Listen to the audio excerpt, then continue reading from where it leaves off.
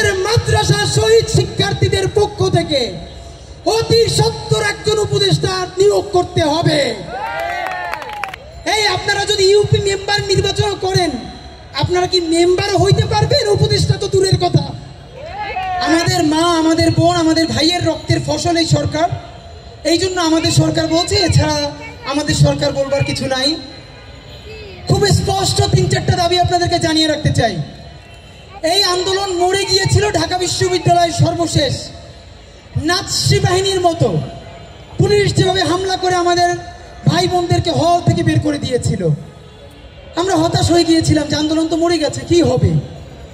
Private বিশ্ববিদ্যালয়ের ভাই বোনেরা সেই রামপুরার ইস্ট ওয়েস্ট, ব্রাক, এরপরে নর্থ সাউথ, আইউবি থেকে শুরু করে সারা বাংলাদেশের প্রত্যেকটা প্রাইভেট বিশ্ববিদ্যালয়ের শিক্ষার্থীরা, আমরা যাদেরকে ফার্মের মুরগি বলি, এই সেই বলি, তারা তো কেউ বিসিএস দিবে না সামনে। সাধারণত প্রাইভেট বিশ্ববিদ্যালয়ের শিক্ষার্থীরা বিসিএস বা সরকারি চাকরির জন্য এত ক্রেজি তারা থাকে না। তারা তাদের ভাইয়ের মৃত্যু মেনে নিতে পারে নাই, আবু সাইদের মৃত্যু মেনে নিতে পারে নাই, ঢাকা বিশ্ববিদ্যালয়ের ইতিহাসে যে পৈশাচিক হামলা হয়েছে তা তারা মেনে নিতে পারে নাই। তারা 18 তারিখে যে রুখে দিল, সেই দিন থেকে যে আন্দোলনের নতুন গতিবেগ তৈরি হলো, সেই ধাক্কায় নতুন বাংলাদেশ আবার স্বাধীন হয়েছে। আমরা জানতে চাই, পলিথিন বন্ধ করার জন্য উপদেষ্টা নিয়োগ দেওয়া হয়। স্বাস্থ্য উপদেষ্টা 70 অর্ধ বয়স, নিজে অসুস্থ মানুষ। সায়েন্স ল্যাব মোড়ে একটা ছেলের স্নাইপার শট লেগে এখান থেকে বের হয়ে গেছে। কালকে ওর সাথে টিএসসিতে দেখা হয়েছে। 5 মিনিটের মধ্যে ওকে বায়োডেমে আনার কারণে আল্লাহ বাঁচাই দিয়েছেন। এখন ওর দাগ এইখান থেকে স্নাইপার শুট ঢুকেছে, গলা থেকে বের হয়ে গেছে। ও গেছে স্বাস্থ্য উপদেষ্টার সাথে কথা বলতে, তাকে সে গ্রামীণ ব্যাংকের গল্প শোনায়। শারমিন মুর্শিদের কাছে এই আহত ছেলেরা গেছে দেখা করতে চিকিৎসার জন্য।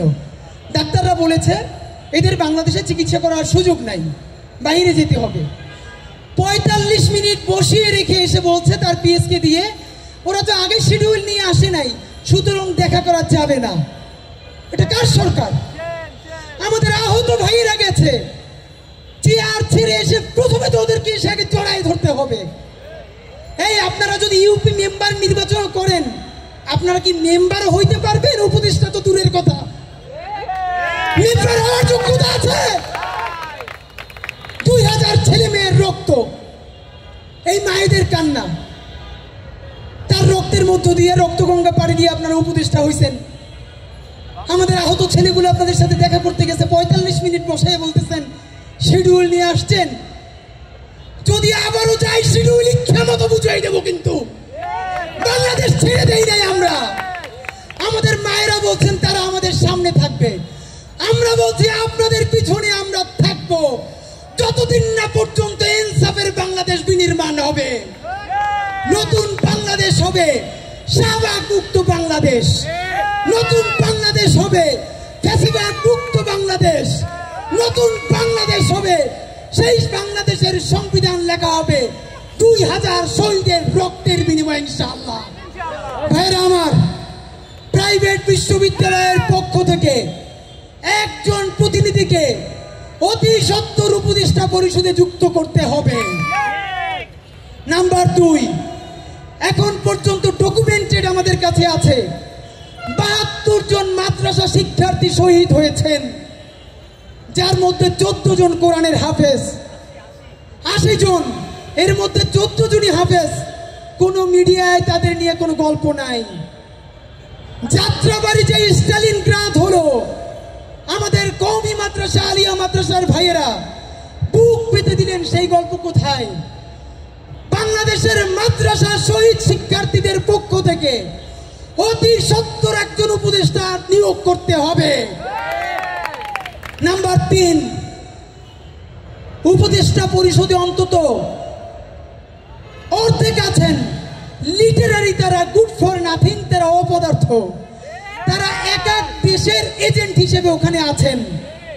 সেই দেশের এজেন্ট হিসেবে যদি রাখা যায়, এই শহীদদের মাদেরকে কেন শহীদদের এজেন্ট হিসেবে রাখা যাবে না? সুতরাং সমস্ত শহীদদের পক্ষ থেকে কমপক্ষে 2 পরিবারের 2 জনকে উপদেষ্টা পরিষদে নিয়োগ করতে হবে।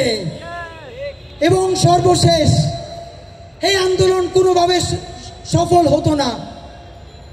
আপনারা দেখেছেন রোকেয়া হল থেকে, সুফিয়া কামাল হল থেকে আমাদের বোনগুলো রাতের হল ভেঙে কিভাবে ছেলেদের উপরে হামলা রুখে দিল, ছেলেদের উপরে গুলি নিজের বুকে নিয়ে গেল।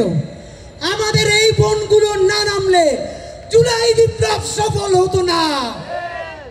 সারাদিন নারীবাদ নারীবাদ করেন, আজ পর্যন্ত গত 100 দিনে একটা প্রোগ্রাম কেউ করে নাই যেখানে শুধু নারী শহীদদেরকে নিয়ে একটা অনুষ্ঠান আয়োজন করা হবে। লজ্জা আমাদের জন্য। আমাদের মেয়েরা কিভাবে আহত হয়েছে, এখানে আজকে সকাল আছে ঢাকা বিশ্ববিদ্যালয়ের রোকেয়া হলের, ওই ইনকিলাব মঞ্চে কাজ করে, এই অনুষ্ঠানের সম্মানেও আজকে ফটোগ্রাফি করছে এখানে নিজের থেকে। আন্দোলনে পিজি চত্বরের সন্ত্রাসীদের আক্রমণে ওর মাথায় 10টা সেলাই লেগেছে। সেই মেয়েদেরকে আপনারা কেন সামনে আনছেন না? সুতরাং এই আন্দোলনে সমস্ত মেয়েদের অংশগ্রহণের পক্ষ থেকে একজন নারী শিক্ষার্থীকে উপদেষ্টা বানাতে হবে।